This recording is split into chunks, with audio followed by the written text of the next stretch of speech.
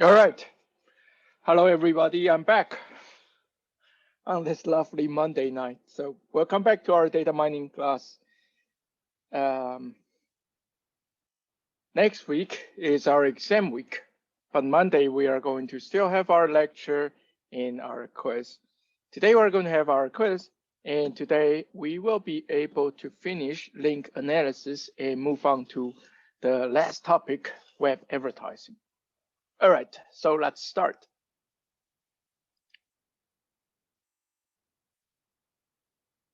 So remember, what we have been working on is to be able to rank each node in a graph. So each node in a graph with directed edge based on the link structure, right? So two criteria.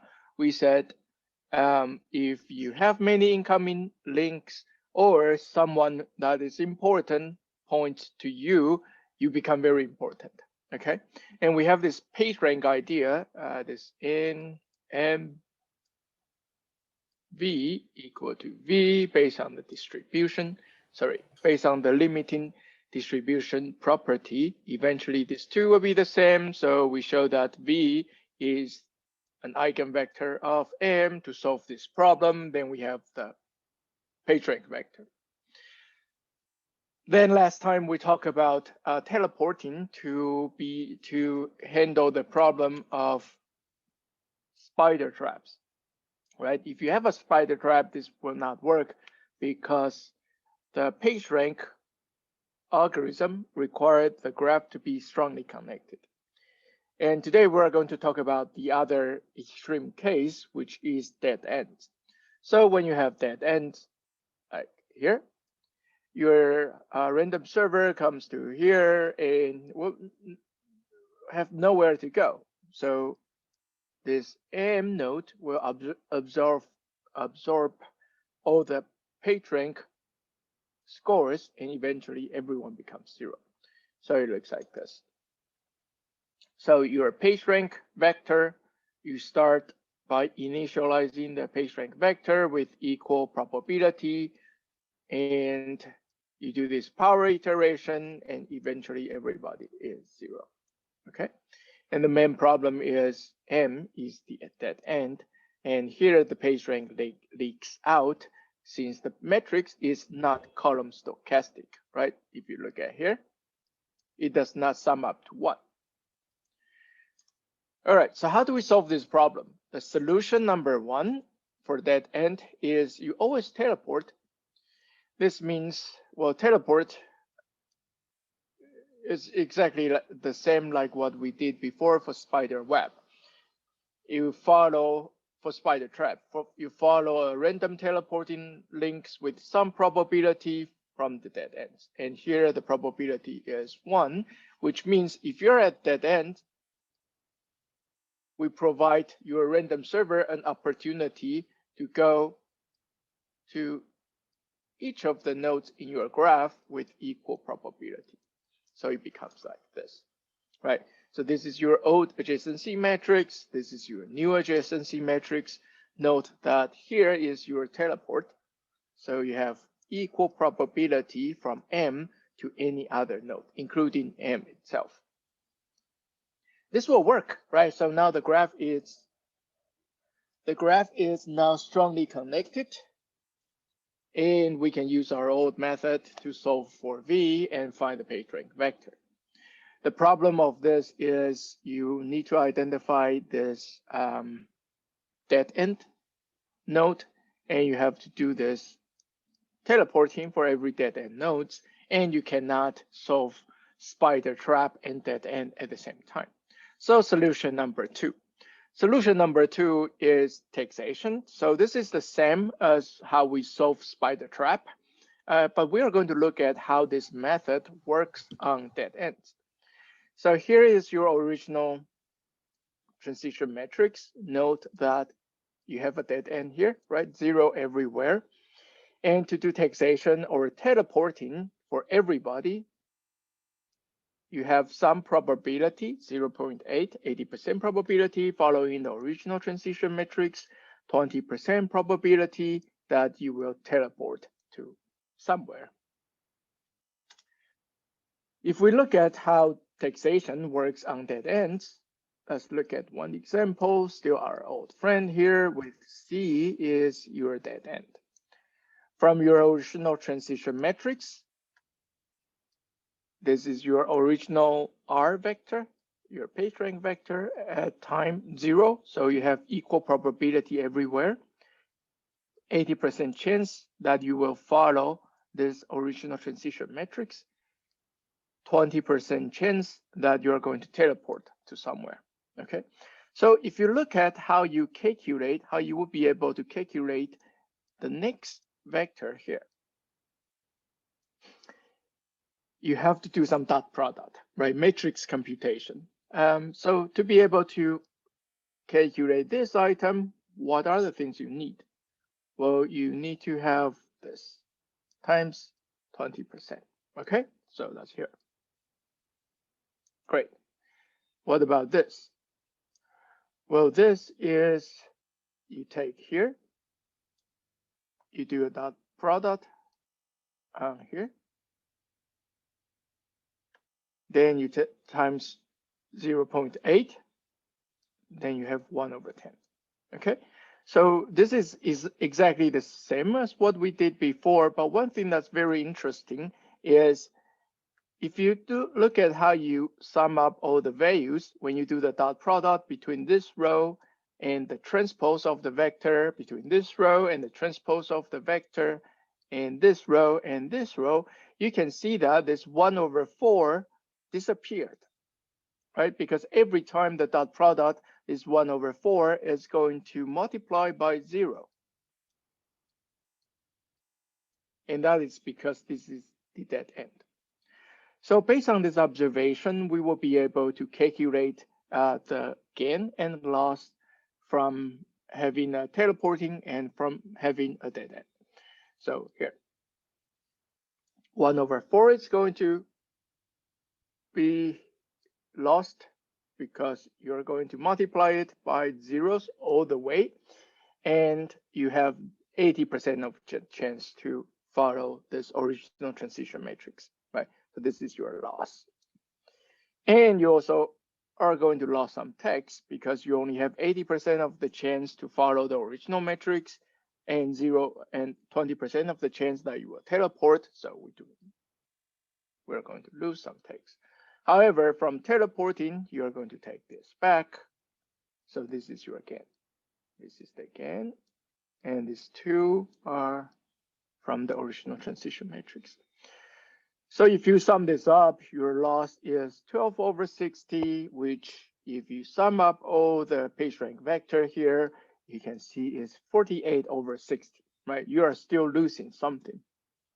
So if this doesn't change, if the amount that you are going to lose and the amount that you can gain from teleporting doesn't change over the iterations, eventually you are going to lose all your ranks, right? But let's see if this would work.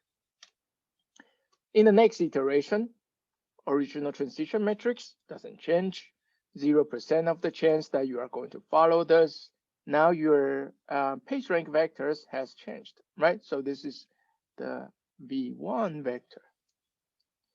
And teleporting doesn't change because you are going to have equal opportunity to teleport to any node in your graph, and 20% chance you're going to teleport. Again, if you look at this, what are the things that we are going to lose? Well, this one, right? Because every time when you do a dot product, the third element in the vector always multiply by 0, right? Zeros all the way. So the things that we are going to lose is 80% chance times this vector, this element, plus 20% chance that the original vector, this is the summation of all the component, is going to teleport, plus, well, minus, but this is the gain, and we're calculating loss, so this is minus. So this is from teleporting. From teleporting, you have 0%, 20% chance, and you have a summation of 1 here, right? Because you have equal opportunity to jump to any nodes in the graph. If you sum them up, this is your new loss. And the total loss so far is first 1/5. That's from your first iteration. That's 12/60. And now you have 2/15. You can see that your loss is getting smaller because this one should be 3/15, right? So great. Although we are still losing some ranks, but over time, you can see that, at least from here, you can see that your loss becomes smaller because, mainly because this element becomes smaller, right? This is your main loss because you are going to multiply it by zeros everywhere. All right, so if we look at after 100 iterations, your remaining ranks will decrease, but eventually it's going to balance out. That means when your loss and gains balance out, you're not going to lose anymore, and you're going to have your result. Right, so this table is just to show you the loss due to dead end, like what we did in the previous 2 slides. The loss due to the taxation, this is 20% of your entire rank for the vector. You have some gain due to the teleporting, and it doesn't change because the teleporting is equally from one node to every other node. And your net loss is just to sum all this up. Your total net loss is just to track the net loss, here, net loss at every step. And this is to show you the remaining ranks. And if you do this for 100 iterations, you should be able to see that eventually your loss and gain balance out, and you're going to have your result. So if we look at without taxation, the total loss is going to 0, to be like this, 0.25, more and more, and eventually you're going to lose all the ranks in your PageRank vector. With taxation, net loss will be eventually 0 out, and your loss and gain will be balanced. Okay? So very simple, the same technique that we will be able to solve both problems at the same time. So why are dead ends and spider traps a problem? So this is a summary slide. And why do teleports solve them? First, in spider traps, your PageRank scores are not what we want, because when you get into when the random server gets into the spider trap, it will never leave. So the solution we have is we do not want the random server to get stuck in a spider trap, so we always teleport it out.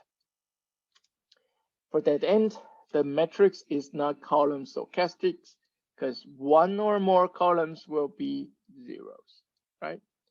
So our initial assumptions are not met. The solution, again, is to make the column, well, you can make the column stochastic by always teleport, or you can use the same solution here by adding the taxation or teleporting.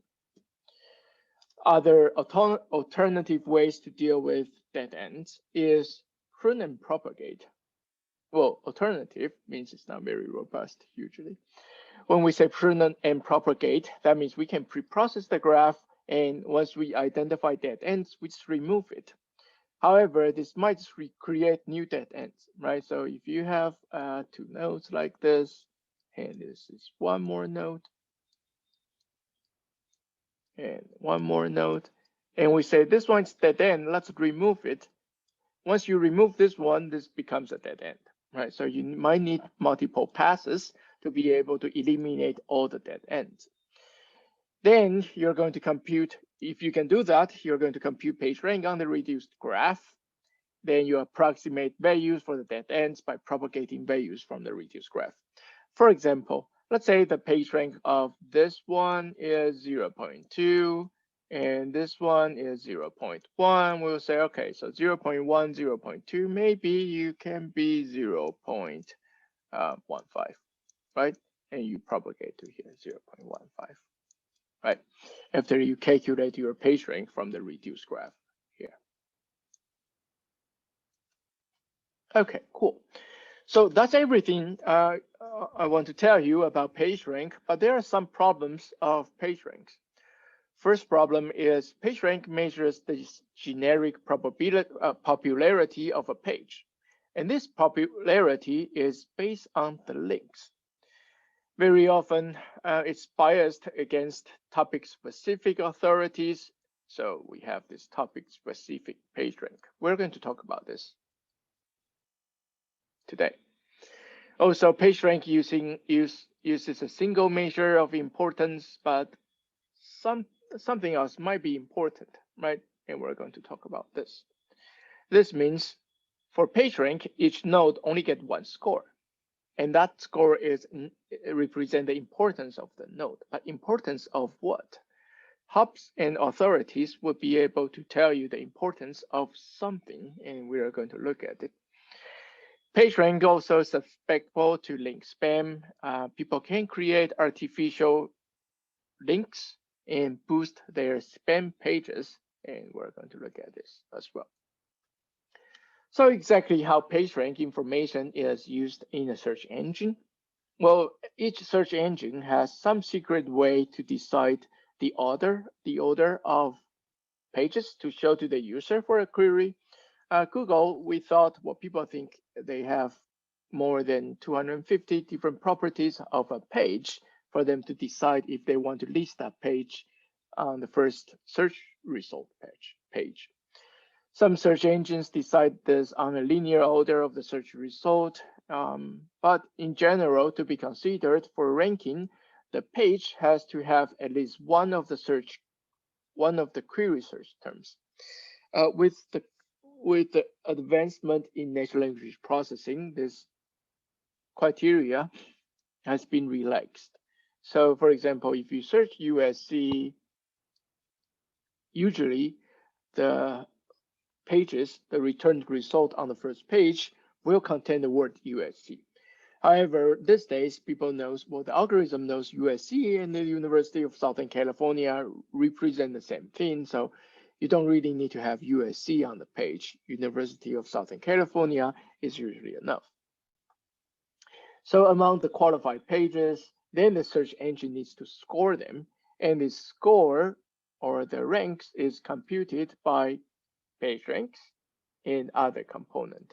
We can only say that PageRank is an important component of the score, but not the only or the most important component of the score. Okay. However, you can use PageRank in other applications. It doesn't have to be search engines. If you have a graph representation of your data set and you want to be able to base on the links or the link structure of your graph data set to find important nodes, PageRank is very useful. So one example is social networks, right? If you look at social networks and the direct links represent maybe someone sent a message to other people in the network, then you will be able to use this to find important people in that network. Also, I want to mention that PageRank iteration can be done by using MapReduce, right? Remember we talked about M, V equal to V, and we say if you don't want to solve this problem with eigenvalues and eigenvectors, you can do power iteration. You just multiply M to V many times. The problem of this is when we are dealing with a web-sized data set, your M is really large, right? Your V is very large as well. If you have 1 billion web pages, your V will be 1 billion by 1, and your M will be 1 billion by 1 billion. So these are huge. So if N is small enough, the number of nodes is small enough, and each map task can store the full vector V and V prime in the main memory, then you just need to be able to compute them for each map task to store the entire V and V prime with some steps to calculate the teleporting, right? However, if we are dealing with the web, like 1 billion nodes, your V is usually too large to fit in the main memory. So the way to do this with MapReduce is the same like we did before for matrix multiplication. You break your adjacency matrix into some vertical stripes, break your V into some corresponding horizontal stripes to execute the MapReduce. I'm going to show you here. So assume your PageRank vector V does not fit into your main memory. The update method looks like this. You take your matrix, you break it into vertical stripes. So matrix, you break it into vertical stripes and break R, your vector, into horizontal stripes. Then each of the map tasks can take some portion of this and just do the multiplications, right? Like what we did on our first MapReduce lecture. And you can try to use a combiner. Make sure you read this section. When you use a combiner, you can actually partition your matrix into blocks. So in addition to have vertical stripes, you can do this. Then you just send each block and a stripe to a map task, process it, send it to the reducer, and finish processing. Finish the matrix multiplication. In this case, you're going to have k-square multi-map task. For example, here we have 3 blocks. So you're going to have 3 square 9 map tasks. Each map task will get 1 square of matrix, like here, 1 square, and 1 stripe of the vector, some 1 stripe here. Each stripe is going to send to k map tasks transmitted over the network k times, but each m transmitted only once. Let's look at the example here again. I assume that you all know how to do matrix multiplication with MapReduce. And the real key takeaway is here. If you break the matrix into 9 pieces, and you break the vector into 3 pieces, and we say that this is 3, this is 3, so you're going to have 3 square equal to 9 map task, okay? So this means each map task is going to have what? 1 block here. 1, 2, 3, 4, 5, 6, 7, 8, 9. Great. So you don't have to transmit this block over the network, right? Because the map task can handle the matrix block on its local machine. How about this? Well, you have 9 map tasks, but you have 3 stripes. That means each of them needs to be sent to 3 map tasks, right? Which is okay because this is much smaller than this, right? For example, if we're talking about 3 by 3, let's say original matrix is 24 by 24. So each block is what? 24 divided by 3, it's 8. So each block is 8 by 8. How about a stripe here? Well, we know the length of the stripe is 24 divided by 3. So this is 8 by 1, right? So this is much smaller, only 8 elements, and each block is 64 elements. So you're going to transmit this multiple times. Make sure you read 5.2.3 to revisit your matrix multiplication using MapReduce. All right, topic-specific PageRanks. So we talk about PageRanks, and we talk about PageRanks measures the generic popularity, but we sometimes want to measure the popularity within a topic. So for example, we want to be able to evaluate web pages not just according to their popularity. We want to know their popularity within a specific topic.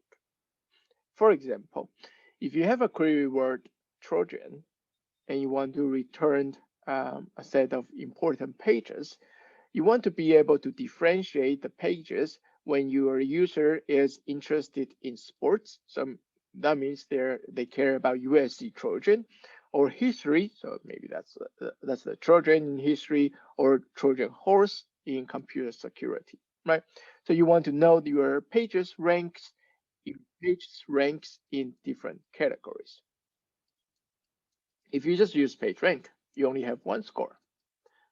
So how do we do this? What we can do is we can do random walks again, and now with a specific teleport.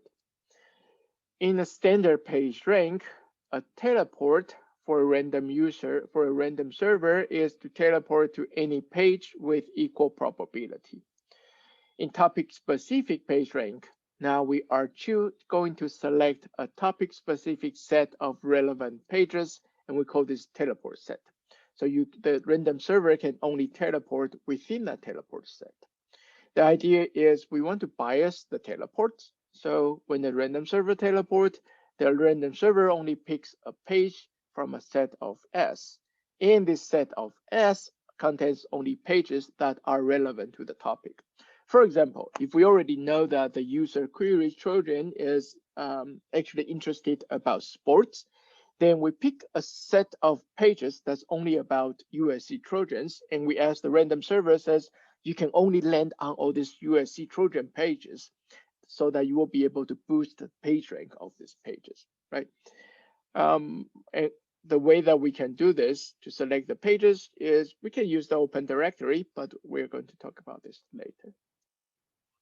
And this means for each teleport set S, we will be able to generate a different PageRank vector RS. So if the search engine can really tell the user's interest, then it can do a better job returning relevant pages, right, to differentiate different types of Trojans that the user needs.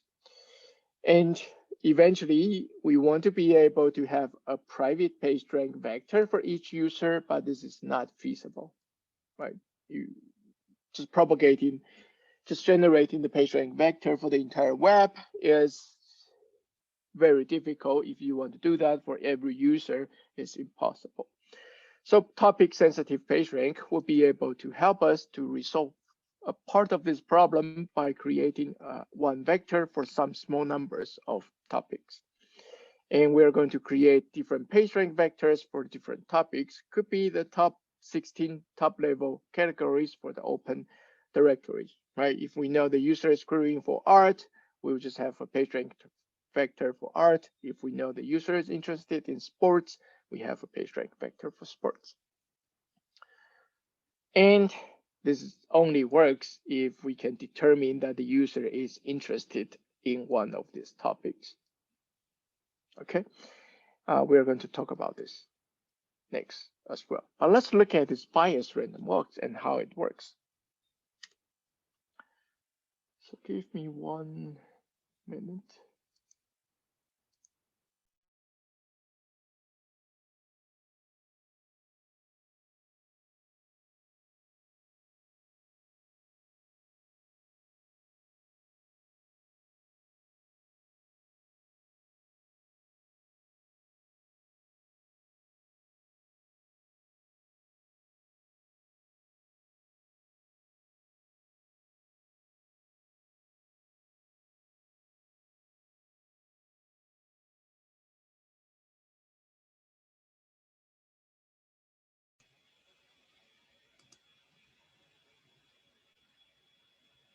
All right, I'm back. So let's look at one example of this bias random walks. Bias random walks, we are going to bias toward a set of S pages. So think about if you have 16 categories of the web pages, well, you take the entire web and you divide all the pages into 16 categories. And for each category, we want to be able to build a PageRank vector. So how do we do that? We first select teleport sets. That's the set of one category. And we say we have a vector with 1 for pages in S, 0 otherwise. So if you want to generate a PageRank vector here, the random walker cannot teleport to other set. It can only be here. looks exactly like the same as what we did before. You have a damping factor, 0.8 usually, 0.2 for teleporting. The only difference is now you are teleporting within a set. So let's look at one example. Say this is your graph, and your teleport set is B and D. So it could be that your pages B and D represent the same topic, and you don't want the random walker to be able to teleport outside of B and D. And this is what your teleporting vector look like. Right, so still you have 0.2 probability to teleport. And now you have two pages. So your random server is going to randomly choose one page, and the probability to choose one over the other is 1/2. So 0.2 times 1/2 is 1/10. Okay, cool. And this is exactly the same, the damping factor times multiply your original transition matrix. If we look at the example, the unbiased one, if you don't use teleporting, A would have the largest PageRank vector. Sorry, PageRank score, right? Yeah. Which it's obvious, A is pointed to by B and by C. B looks popular, C also looks popular, or A also point to other people, right? But if you're using our bias method, your B and D will have the largest page ranks because your teleport only limit your random server to go to B or D, not A and not C. Okay, although the difference is pretty small here, but if you have a large graph and you do this over and over, you will start to see that your page rank scores is going to concentrate on that set, the selected set. So to integrate this topic sensitive PageRank into a search engine, we need to be able to first decide on the topics that we want to be able to create. We want to create the PageRank vectors, like the 16 topics. Then once you decide on the topics, you're going to pick a teleport set for each topic. And you use the set to compute this topic sensitive page ranks for all the pages within that topic. Then the next important step is when the search query comes, you will need to be able to determine the topic of the query so that you can pick a category and use the PageRank vector of that category, right? That's here, use the PageRank vector of that category. So in summary, this is exactly the same as what we did for teleporting, but the cool thing here is now you can start to have customized PageRank vector for different categories of web pages, right? For example, 16 categories, 16 PageRank vectors, and when the user comes, you decide on which category you want to select. However, to select topic set and also to determine the relevance of a search query to a topic is actually not simple. Several methods people are using is user can actually pick from a topic menu, right? User can specify if I'm querying for Trojan sports or Trojan history or Trojan computer security. Or you can infer the topics from the context of the query. So maybe the user has submit multiple queries, or the query, the last page that the user has visit is for sports. So maybe it's about sports. Right. So this is also telling you about the context of the query can be important.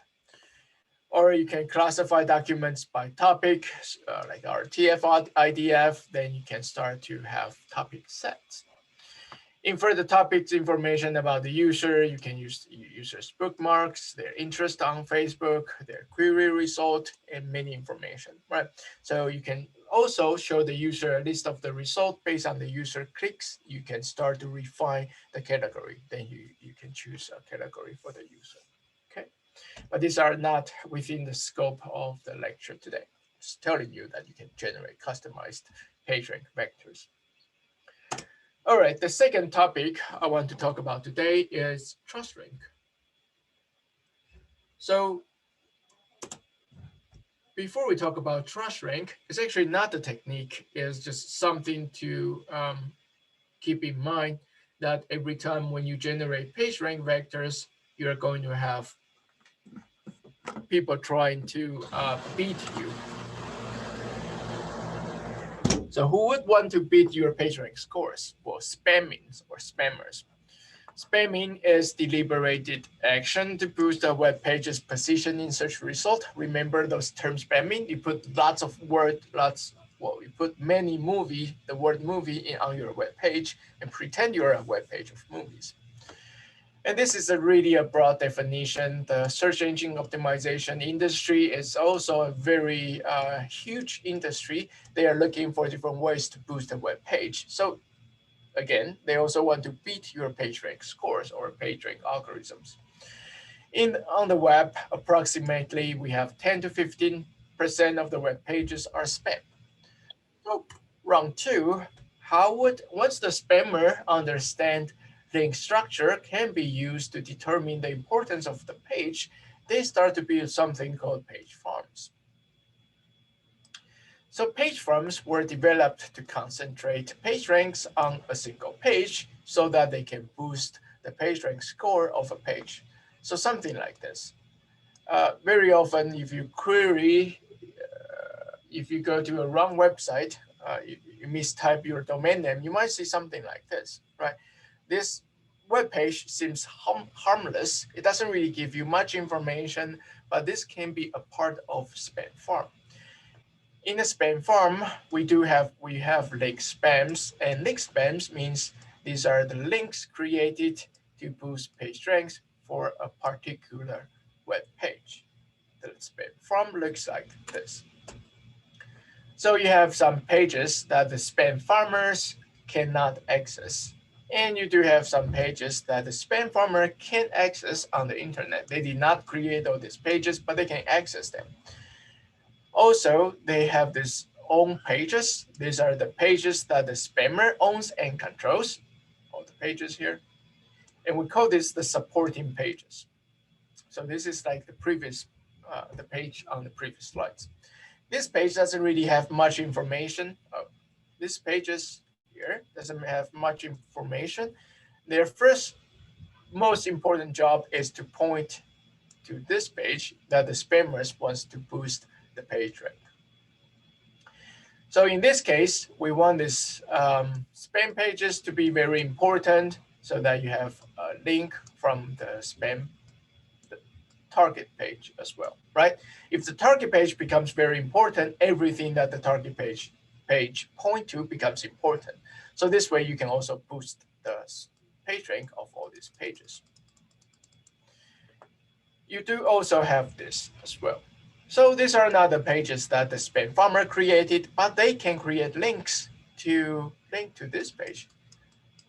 Anybody knows what would be these accessible pages that the spam farmer can exploit?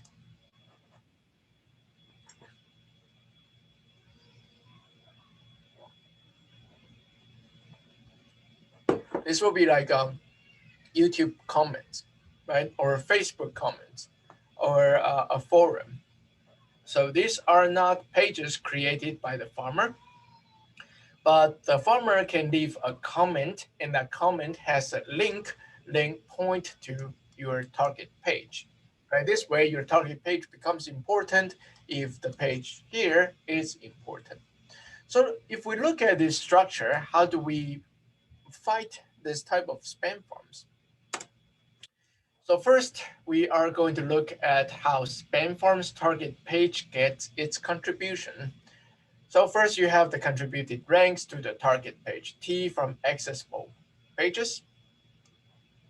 And Y is the page rank of the target page. M is the number of supporting pages created by the spam farmer. You have your temp pin factor. You have the number of pages in the entire web.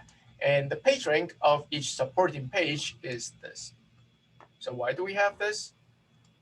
Y is the target page, the page rank of the target page, divided by M, because your target page is going to point to every supporting page, right? So this is the page rank that it can distribute, the target page can distribute to a spam page, a supporting page. Plus this teleporting from every other nodes or every node in the web, right? You have in nodes in the web.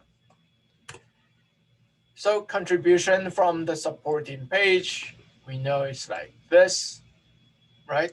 And we know we have M supporting page, and we know if follow the original transition matrix, this is the contribution of the supporting page to your target page. Also, you have some contribution from the accessible page. You also have the teleporting from every node in the graph, but this is usually very small because n is a large number, so we can ignore this. If we put everything together, the page rank of your target page is X from accessible page plus this from your supporting page. And if we reorganize everything, it becomes this, this, and this. We write this way so that we can write this beta over 1 plus beta to C. This becomes interesting. If you look at this, let's say your damping factor is 0.85, then 1 over 1 minus beta square is 3.6, and your C becomes 0.64. So why are this important?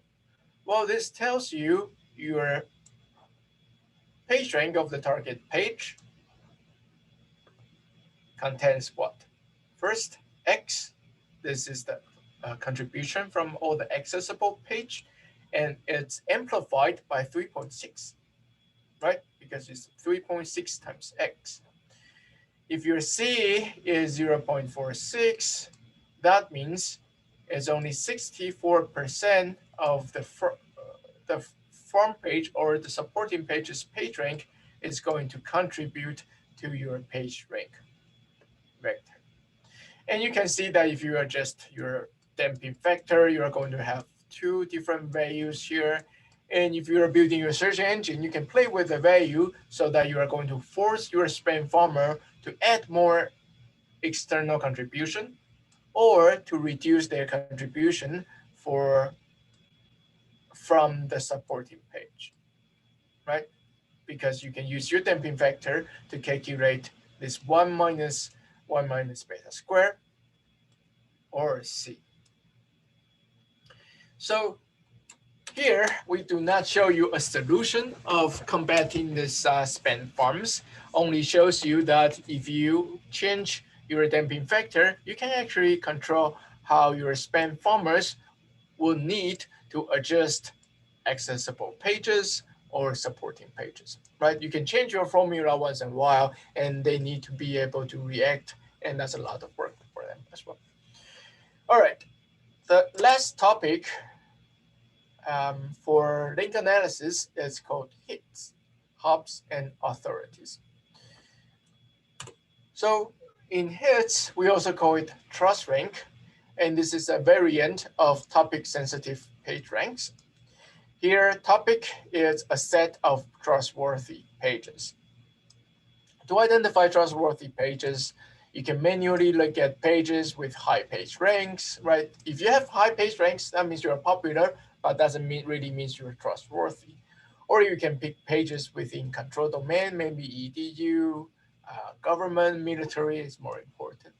You want to avoid borderline pages like blog sites or forums. But this is not ideal, right? This is very fixed heuristics, and this requires manual work, not going to work. The HIT algorithm helps us to solve this problem. The HIT algorithm, the hyperlink-induced topic search, create two scores instead of one score for each page. So the two scores represent authority and hop. The authority scores tells us how important a page is about a certain topic. The hop score tells us this if the page provides many pointers to a topic. And also a page can have both high authority score and a high hop score.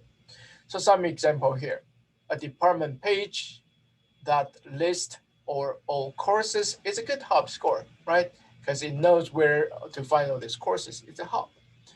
The authority score, the authority pages in this case are the individual course pages, because many of the department listing, university course listing will point to all these course web pages. All right, so before we go to the example, let's take a 10 minutes break, come back at 7 p.m. And if you have any questions, feel free to leave them in the chat and I will answer them when I come back.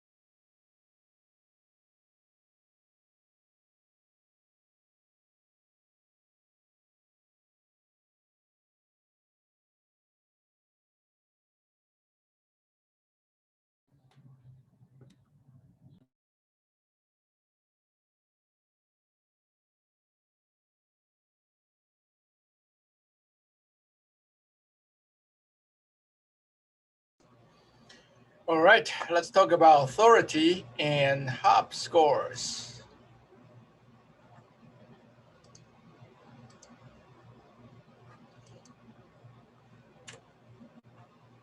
All right, so we said you can, instead of having one page rank score for a page, now we can calculate two scores, right? One for authority, one for hopness. And here are the formal definitions of authority and hopness. The authority of a page is the sum of hopness of the pages that this page point to. Right, so authority score of page A is the hop score of all the pages that point to A. If you look at here, UVW all point to A, so A's authority score is the summation of their hop score. Right, makes sense. If you have good hops that point to you, that means you are a good authority score. Hopness of a page is the sum of authority of the pages that this page points to. So the hopness of B is the summation of the authority score of all the pages here, right? AX, AY, and AC. So to calculate this, you can start to see this recursive definition of hopness and authority. So how do we do this? We first define a link matrix.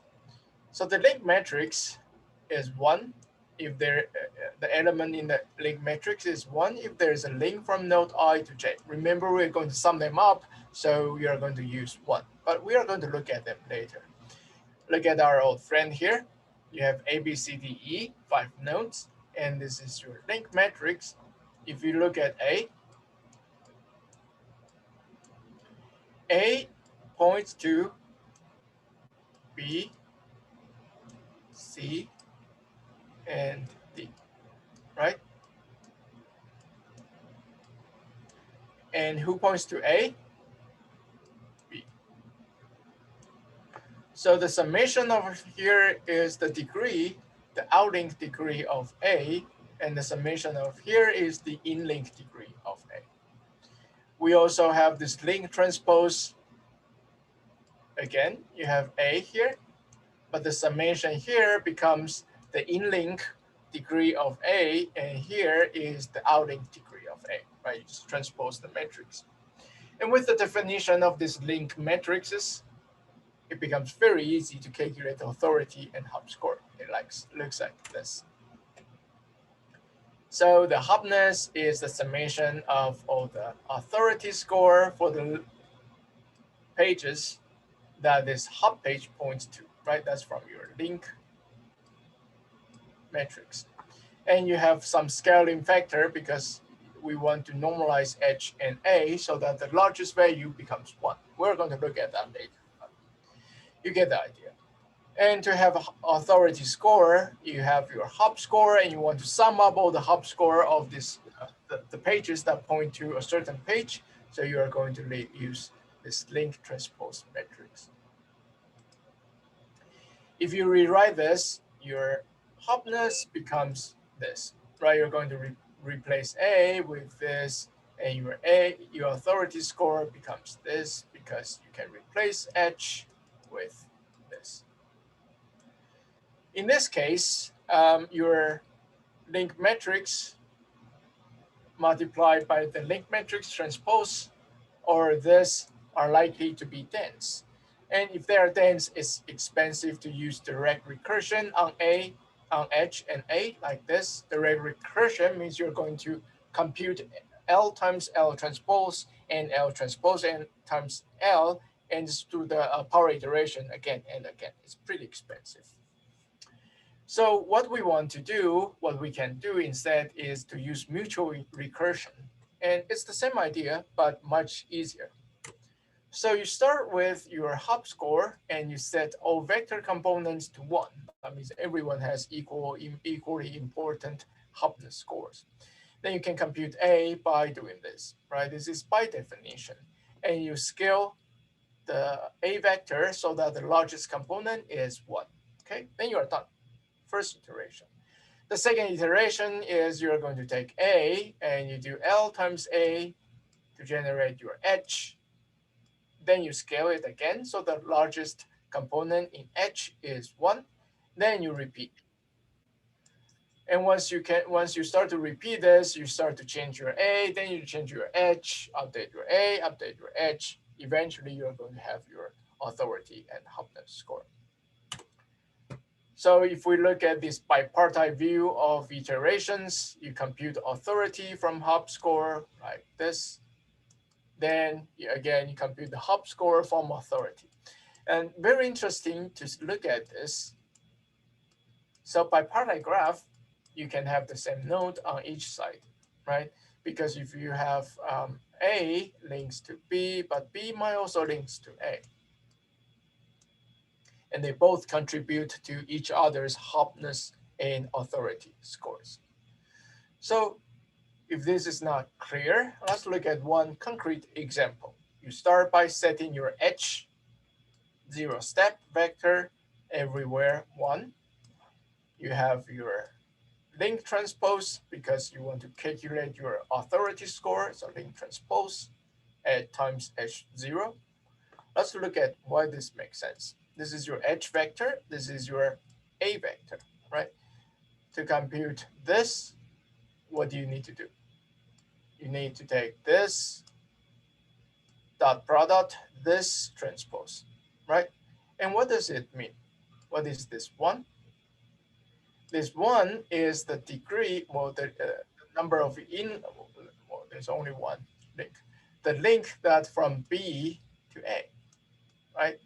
So A's authority score is the summation of the hop score from every node that point to A.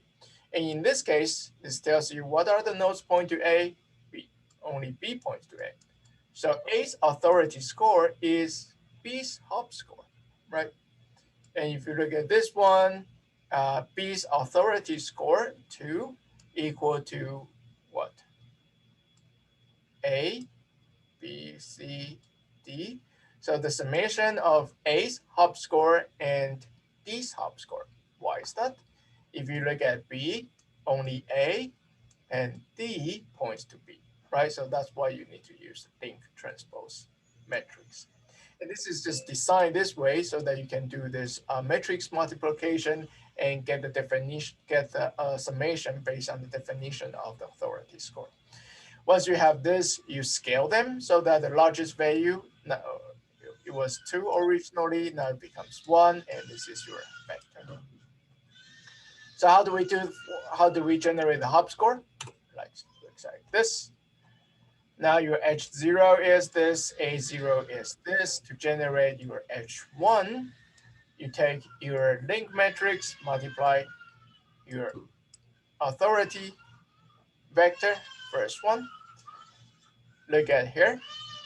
If you want to calculate your hop score for A, so hop score for A is a summation of what? The summation of the authority score from every page that A points to. So that's here, and here, and here, right? BCD. So how do we know BCD? Well, because you are using this link matrix, and this is B, this is C, this is D, right? So when you are calculating for this hop score for A, you are taking that product between this row and the transpose of this matrix. So you have 1 times 1 plus 1 times 1 plus 1 times 1. So you have 3. It's that easy. Once you have the vector, you're going to scale it so that the largest value becomes 1, and this is your result. One thing interesting to look at in this example is C and E.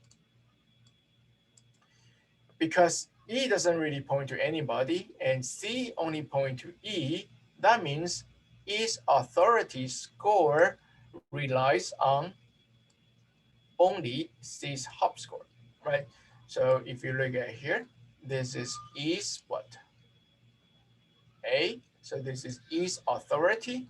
This E's authority score becomes C's hop score, because C only points to E, if you want to calculate C's hop score, you can only take hopness score from E.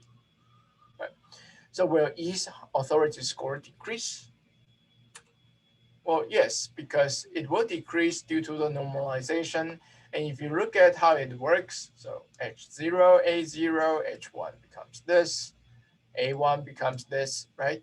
C's hop score becomes E's authority score and becomes smaller due to normalization, and then becomes C's hop score, and again, it keeps decreasing.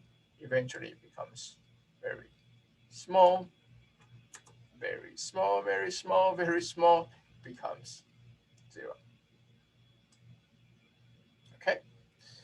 All right. So this is something that you don't really need to calculate. By just looking at this, you can see that eventually they will become 0 because E doesn't really point to anything, and E only depends on E's authority score only depends on C's hop score, and C's hop score only depends on E's authority score, right?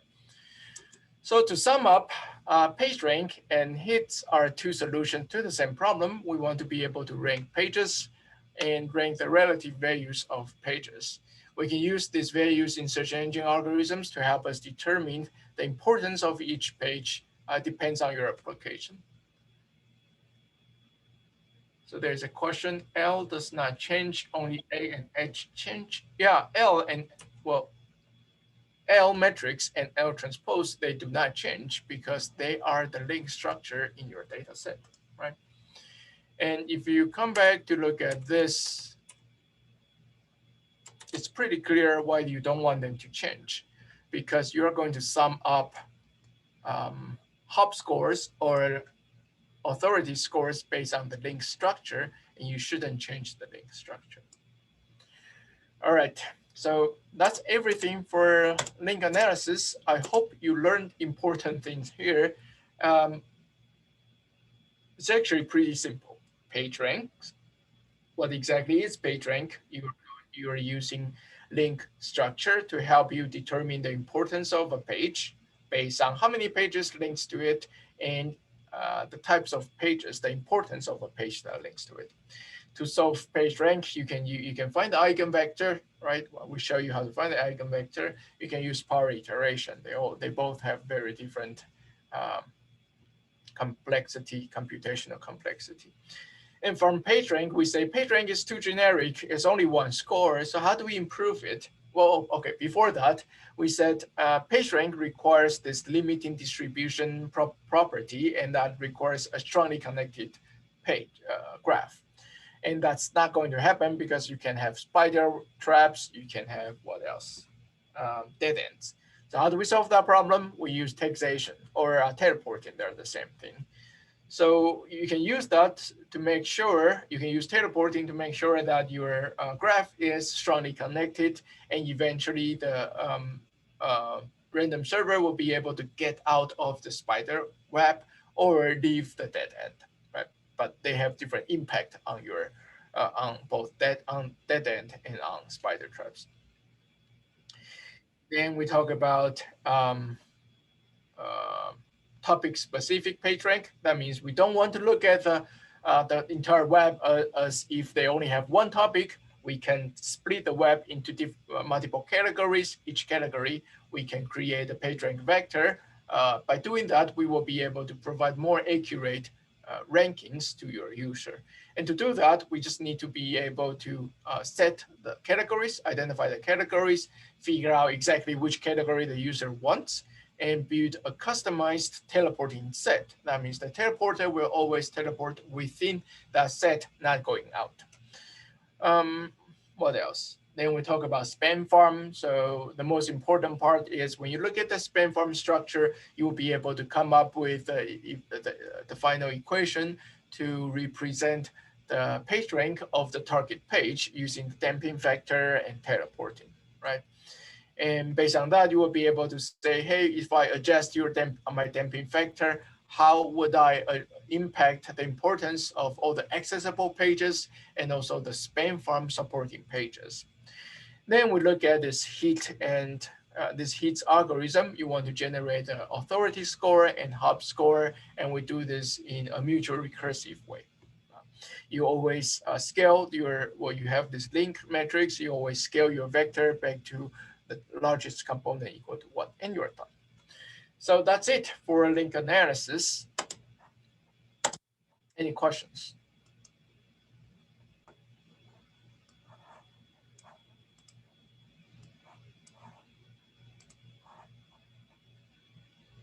All right. So if there's no question, we have 5 minutes. So I still want to talk about your last topic in this course. Is called web advertising. I will upload the slides after the class. So web advertising, it's also very interesting and very, very important in data mining. Well, you will be, if you're very good at this, you should be able to find a good job. All right, so type of web ads. One of the most important one, the one that we are going to talk about, is search ad. That means when a user is searching for something, you are going to see some ads here. So search ads is one of the most lucrative venue for online advertising. And we are, well, for a search engine, the important thing is they want to be able to display an ad so that the user will click on the ad link to access the ads. Only when this two is fulfilled that the search engine get paid, right? The search engine charges the advertisers for an impression of their ads. So this is called an impression. So 2 criteria has to be met. If the user did not click on the link, you don't get paid. So Google has this AdWords model to match search queries to advertisements. And this actually requires algorithms for optimizing these assignments, because you want to be able to show the ads. Also, you want your user to click on them. And there are 2 types of algorithms that we're going to talk about: greedy algorithms and online algorithms. But before that, let's look at the Google's AdWords so that you have some idea about search ads. So AdWords, you create an ad. This is your headline. You have some descriptions, and Google will show you a preview of your ad. You can try this. You don't have to pay. You just need to enter a bunch of information. Then you can start to insert keywords. So for example, my keywords for this course webpage would be USC informatics, USC data mining, and Google will also ask me about the category of my search keywords so that they will better get the semantics of my keywords. Here's a result from search. Then when the user issue a search, there are different types of matches for Google or search engines to determine what are the ads that they want to show. Well, you can also specify this when you are placing an ad. For example, you say, I only want the exact match. That means if my example keywords is woman's heads, the user's query has to have the word woman's heads for the search engine to show my ads, right? So this is very strict. It could be also phrase match. The search keywords can have more words, but still this woman's heads needs to show in the query. Some broad match modifier, you can have woman's, you can have heads. So heads or woman would work. If someone searched for this, you can also show my heads.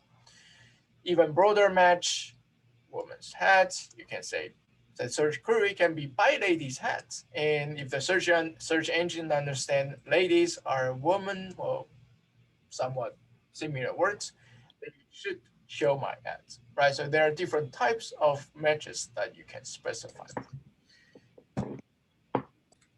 All right, and that's it.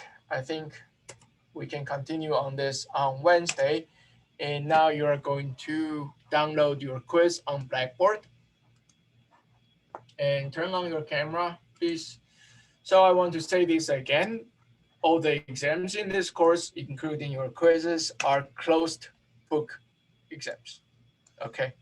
Please do not use any materials.